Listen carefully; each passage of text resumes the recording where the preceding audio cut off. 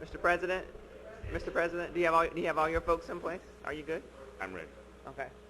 Then we're going to go ahead and get started. I think we're just missing Governor Husseini and Governor Rudin, and they'll be coming in soon, I'm sure. Mr. President, we are ready, and you proceed as you like. We'll follow your lead. Thank you, Madam Chair, members of the Board of Governors, Chancellor Brogan. FAMU is pleased to update you on our work plan. I have with me today 6 members of our Board of Trustees, our Chairman, Chairman Bill Jennings, our Vice Chair, Richard Dent, as well as Dr. Solomon Badger, Dr. Charles Langston, Trustee Rufus Montgomery, and Trustee Nararian Prasad, our new faculty Senate President. Where is he? Oh, here he is. Also joining me at the table are the Provost and Vice President of Academic Affairs, Dr. Cynthia Hughes Harris, and our Vice President for Finance and CFO, Ms. Teresa Hardy. I want to begin this discussion on Florida A&M University by stating that we are identified as a doctoral research university in the Carnegie classification. We play an important role in addressing the educational disparities at the national and state level. The next logical step in our maturation is to be known as a research university, as indicated in our strategic plan and also in our work plan. We have focused on graduating all of our students, especially in disciplines where minorities are severely underrepresented in the workforce, as well as being those areas targeted by the Board of Governors within the New Florida Initiative. This next slide denotes our strategic goals as approved by our Board of Trustees in December of 2009. Using these strategic goals, we have guided our work even during these difficult financial times. Our board is attuned to the challenges and directed the administration and the staff to work on restructuring and reinvesting any savings in light of the fiscal realities that we face this legislative session and in anticipation of future years. We assessed, reviewed, and trimmed academic programs, the university workforce, and we reorganized the academic structure of the university. An outcome for the restructuring effort is to nurture what we call the millennial FAMUans. These are graduates who are well equipped for global leadership. I want to commend our Board of Trustees for their insightfulness. Because of their direction, we are more agile and ready to reach these strategic goals by 2020.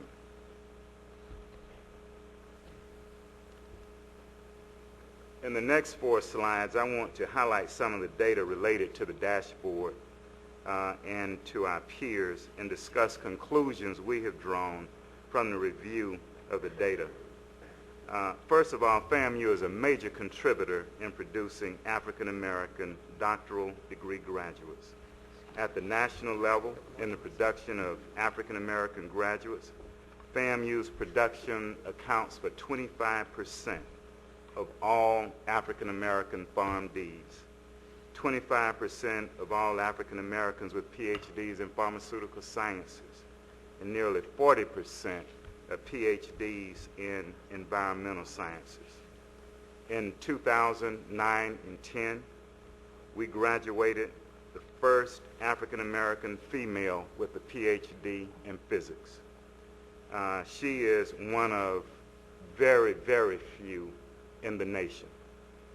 FAMU not only ranks high among institutions producing graduates in targeted disciplines, but we also rank first in the nation by the National Academies of Science and Engineering as the institution of origin for science and engineering doctorate recipients during this last period.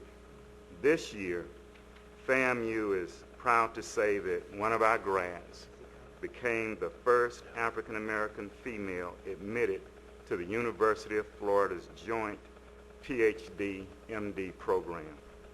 This is particularly important in light of the economic background of our students. Namely, a large number of our students are Pell Grant recipients. Pell Grant recipients represent students from an economic strata where there are very limited resources. Clearly, FAMU addresses this hard-to-reach segment of the population more than any other institution in the system and more than the other HBCUs who are our peer institutions. FAMU is able to do this because we are the only SUS institution authorized to accept students who need assistance to meet the rigors of college and provide them with the assistance that they need to persist. We're also successful with this population because we have targeted resources to maintain a healthy student-faculty ratio of 18:1.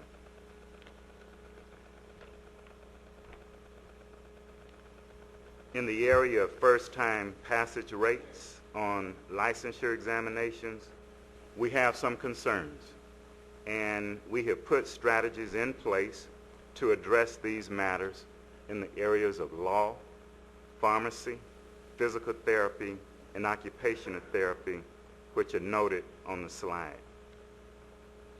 It is one of our goals to increase licensure pass rates on professional examinations taken by our graduates, as well as to increase graduation and retention rates at the baccalaureate level, and then, of course, to increase doctoral degrees that are produced at Florida A&M University. Next, we turn our attention to the 5 goals in our work plan. Our first goal is to increase the research, visibility, and productivity of the university.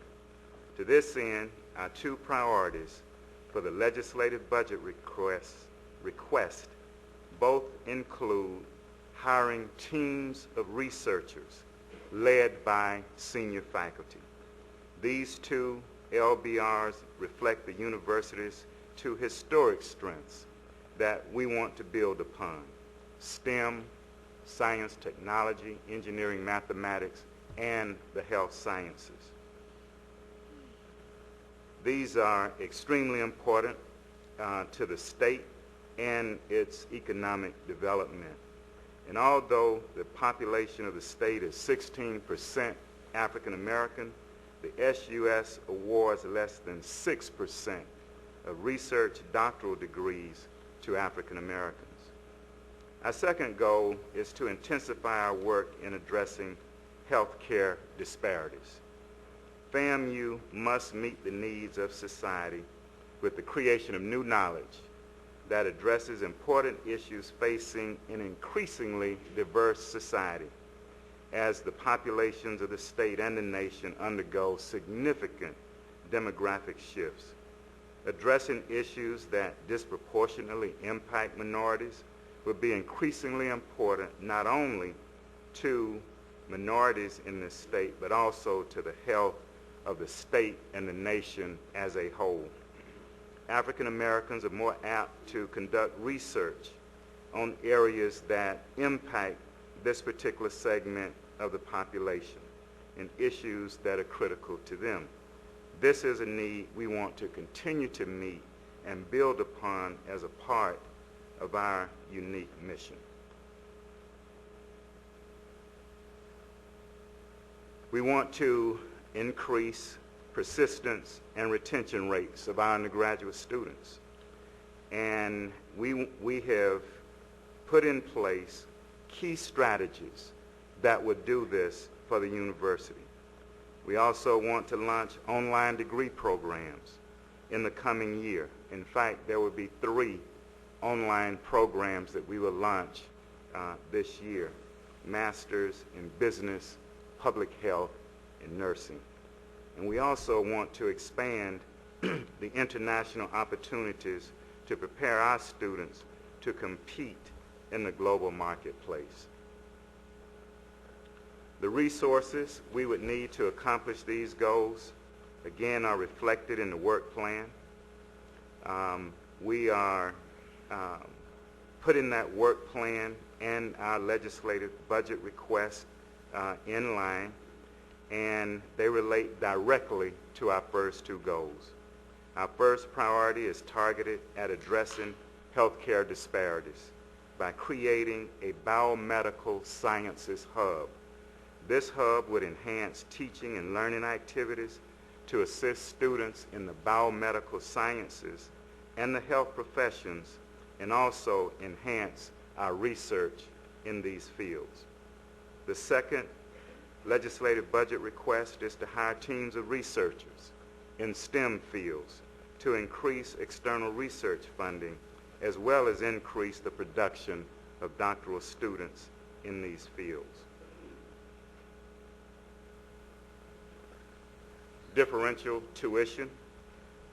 We will use that tuition, and we are requesting the full 7% increase in differential tuition, and is required by your policy, Board of Governors policy. Namely, 30% of the differential tuition will be used to meet need-based financial aid needs, and 70% will be used to enhance undergraduate education, the experience that our undergraduate students have on our campus, and in line with our strategic plan. As many of you South know, Incorporated manufactures the popular asthma drug albuterol. Pharmacy South Incorporated.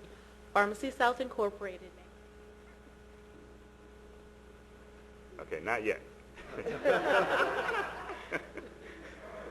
As many of you know, and I may have done that, I'll just leave it alone. My money says you did. As many of you know, for the past 2 years, we have been developing a proposal to develop a College of Dental Medicine at Florida A&M. In fact, for the last 2 years, the state of Florida has received the grade of F in the Pew report on the states in terms of its ability to meet the health care needs of children in the state of Florida. And we will be talking more about that in meetings to come. But we feel very strongly that this is in line with our historic strengths in producing doctorates in the sciences and in health sciences. Now, in closing, I want to illustrate the power and potential of FAMU's health-related activities in the Panhandle region of the state of Florida through the Crestview Project, which will have a significant economic impact on this region while addressing critical healthcare needs. Pharmacy South Incorporated manufactures the popular asthma drug albuterol. It's considering Crestview as the site of a new facility. Area businessman and former Destin Mayor Craig Barker of Cobalt Blue Consultants says the region drew the company's attention because of one main thing, the proximity of Florida A&M University's pharmacy school. He calls it the ace in the hole. And that's simply because there's such a synergy between the partnership that would be created between private industry and the educational component. FAMU's College of Pharmacy is opening a satellite campus in Crestview from which the company can pull researchers and interns. But the benefits won't just go one way. FAMU College of Pharmacy Interim Dean Dr. Seth Ablerdeppy says the company will provide a way to turn FAMU's drug research into real products for consumers. This opens up the opportunity for them to partner with us so that we can develop some of these compounds into drugs. And they are interested in doing something like that.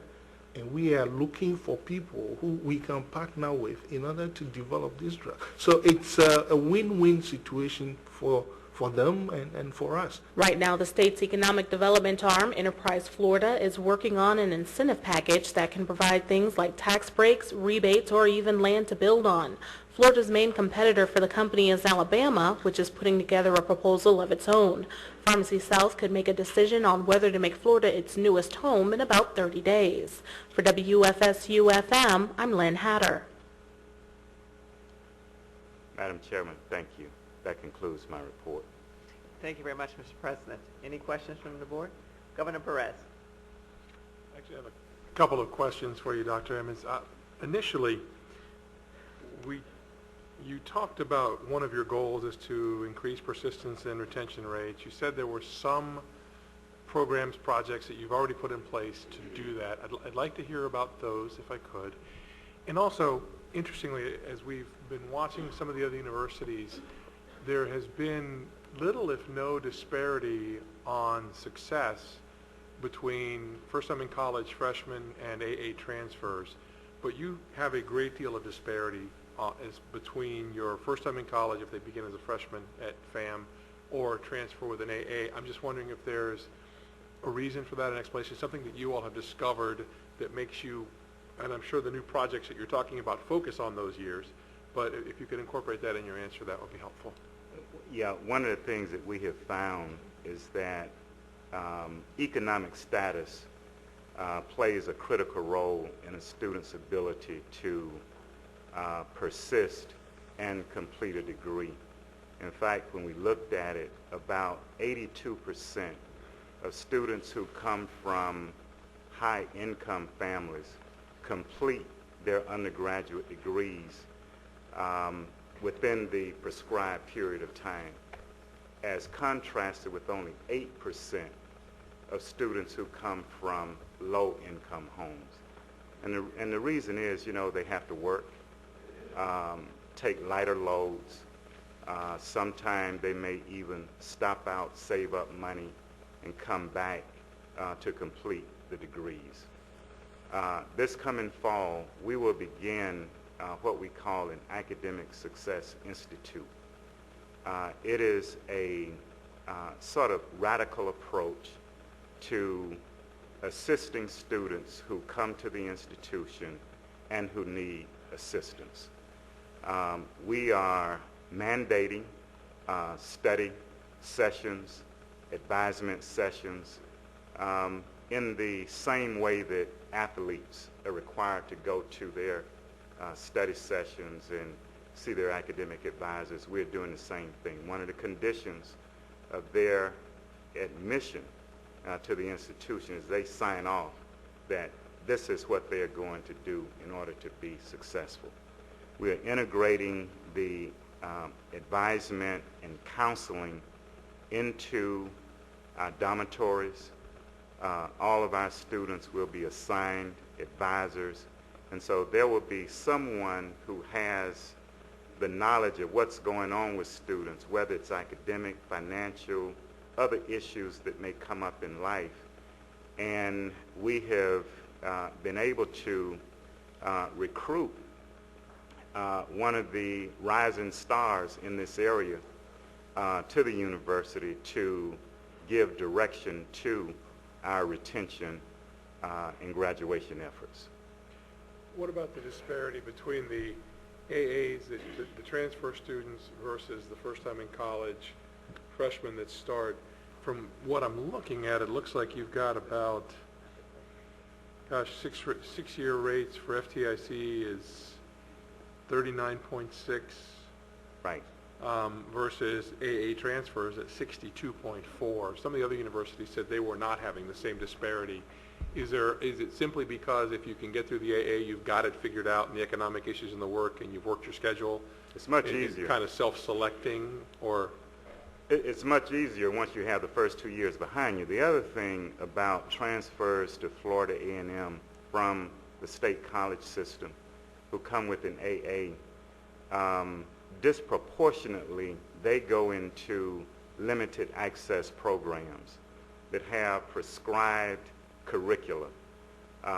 They are sort of in lockstep, and it makes a difference when you compare the AAs who are disproportionately in those limited access programs like pharmacy, architecture, journalism, nursing, as you compare those with the entire campus. And so that is probably one of the explanations for that disparity in terms of graduation rates. Interesting. Can I have another?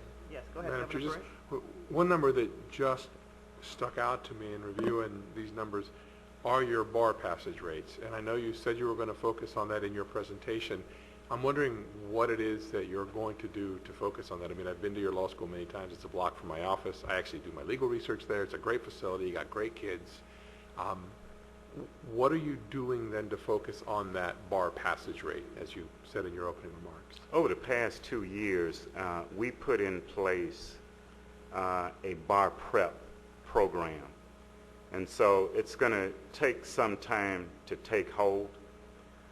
We have also increased the admission requirements for the College of Law. Our new dean, well, he's relatively new. He's been there now for 3 years. It's not that new. Yeah. Well, this class that's graduating now is his first class. This class that just finished is his first class. When he came in, we immediately increased the LSAT score.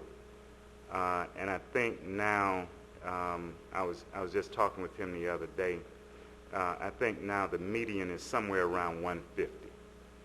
And in addition to the bar prep program, which is a part of that 3-year experience now, and we are considering coming to the Board of Governors and our Board of Trustees with a proposal from the law school. We've been talking about this, where we would implement a fee that would give, at the end of the 3 years, would give the law students then the ability to take all of the commercial bar prep in addition to what we do in the school.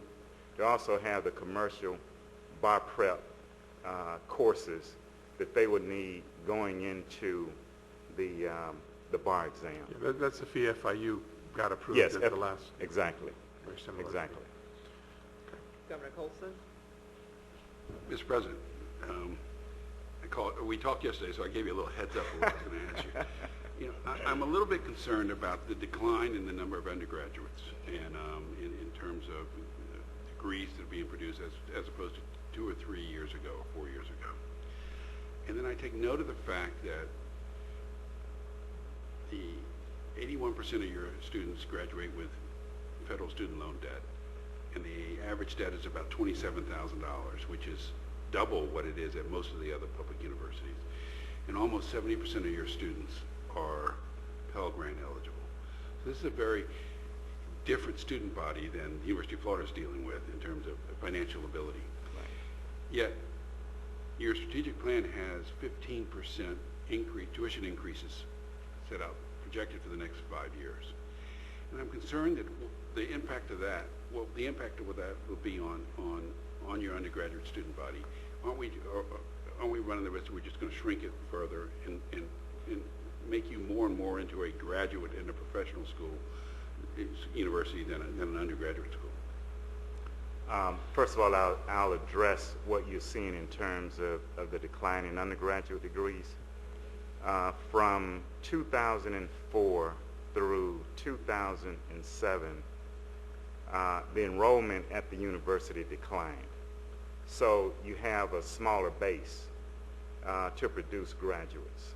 We had an all-time high in 2004 of just over 13,000 students. In 2007, the enrollment was 11,200. All right, so you had a smaller base. The tuition issue is a huge concern for us. I have the same concern that you have, that at some point we may have the danger of pricing out of the educational market the very students who need an education. But when you take $44 million cut in the base budget, and please know that those 15% jumps come nowhere close to making up that difference in the cuts. But we have to have the faculty to teach the courses, and we have to have the courses to keep students on course for graduation. And the only way that we can do that, at least one of the ways that we can do that, is to increase tuition and continue to grow the university. Now, the other part of it is that if you look at that plan, we have now intensified our relationships with the state college system. In fact, 2 weeks ago, I was an invited speaker at the state college president's meeting, where we are now developing relationships, articulation agreements across the state college system so that we can increase the number of AA transfers and get our graduation rates up. And then thirdly, we have 11 doctoral programs. We have first professional programs in pharmacy, physical therapy, and law. In those programs, there is capacity for growth. We see those as areas where we can grow. They won't tax the physical plant, and they represent the richest part of the funding formula. So it sort of makes sense for us to try and increase the upper level students and also those students at the grad 1 and grad 2 level so that we can get some financial relief, if you will. But, excuse me, under that scenario, you would be using your grad programs to subsidize your undergraduate situation, which is kind of the reverse of what normally happens, is your undergraduate tuitions, and, the profits you make from that are used to subsidize the research in the universities. No, that's not what I'm saying. Well, then let me get it another way. When we approve tuition differential for most of the universities, they set aside 30% from financial aid, and given the demographics of their student body, that 30% can take care of a lot of that need. Right. The 30% in your case isn't coming close to taking care of the need given the demographics of your student body. So what I'm concerned about is how do we keep giving you 15% without making it totally unaffordable for a young person out of high school to go to your school? Well, when I look at the 15% this year, it's about $260. It's less than, I think it's $258. So we're talking less than $130 per semester. If a student takes a full load, if a student takes 15 hours both semesters, they will pay about $258 more than they paid last year. There is a time when I think we have to invest in ourselves, although in some cases $258 is an investment. It's a lot of money for students who are on Pell Grants. But as you look at the benefits of paying tuition and what the earning power will be, because some of these same students are the ones who are going on getting PharmDs and getting PhDs, and so it's an investment. But again, I have that same fear that at some point there is going to be a tipping point where that 15% is going to cause a lot of problems to students who want to get an education. Governor Tripp? I have a question that probably seems ridiculous, and I think I know the answer, but I know you well enough now that you'll accept some crazy questions from me, Mr. President, because we have a good relationship. Exactly. Do you need to be in the future looking for diversity? And I know it's a strange question because of the history of Florida A&M, but you are doing good programs. And is there a need for you to increase some of your undergraduate programs by diversifying your student base? And Well, and is that something that you would ever consider? And you know, it certainly would help your financial situation, I think. So I would think some. Could you? Sure. First of all, we recruit all students.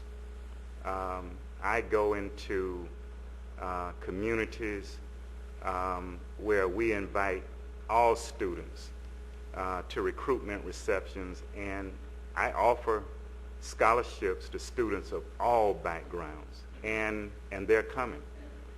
One of the problems that we have is that at the end of the day, a student will go where they're comfortable. And the other thing is that where we think we can really pick up diversity, at the upper level, we have programs like pharmacy, architecture, journalism, nursing that are limited access. We can take only so many.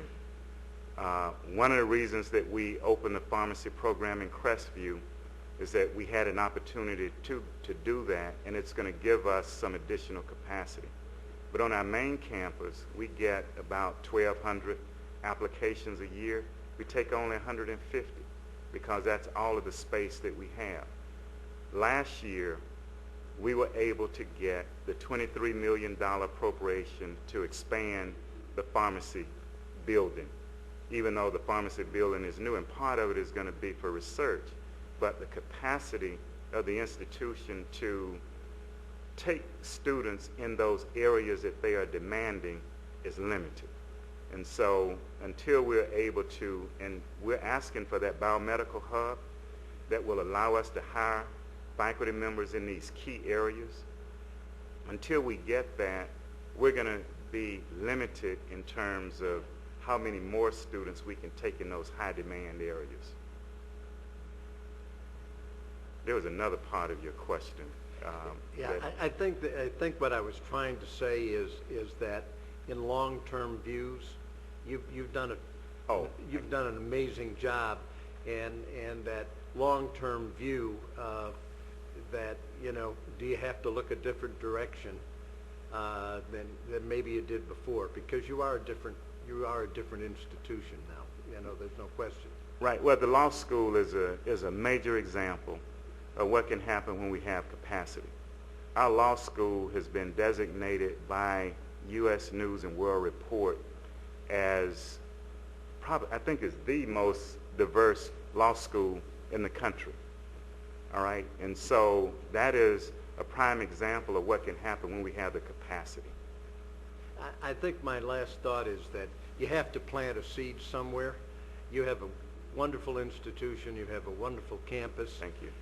Great faculty, and you know, it may be, as we've seen in other things, that the future is you're going to have to seek other ways to get revenue, because I think we all recognize we're probably not going to get it from the state. And he raised just an enormous issue that you're going to face in that, you know, you don't want to be having students coming out with $50,000 and $100,000 of debt. They'll never overcome that. So exactly. I think the partnership that you heard about on the news clip that hopefully will happen in Crestview is more in line with what all of us are going to have to do, the public institutions now, to take on that entrepreneurial, more private-like way of doing business. Last question from Governor Yost. thinking about your response to questions from Tico, particularly about first time in college, first in their family to go to college from low-income families, and thinking that very much that sounds like the Florida Opportunity Scholars Program that President Manchin has, of course, been pushing. And so I was wondering whether indeed, maybe if we think that those same issues are present at FAMU and at UF, whether maybe we need to think more broadly about that portion of our population, and whether we need more broad programs to address those kids who, low-income families, first in their family to ever go to college, and who have the challenges that you talk about. And so maybe that's a message for all of us, is maybe that's a program we should be thinking more about across the system, as opposed to it's currently just at one school. But obviously you're essentially doing the same kind of thing at FAMU to address those students there. We are. We have even begun conversations with members of our business and industry cluster.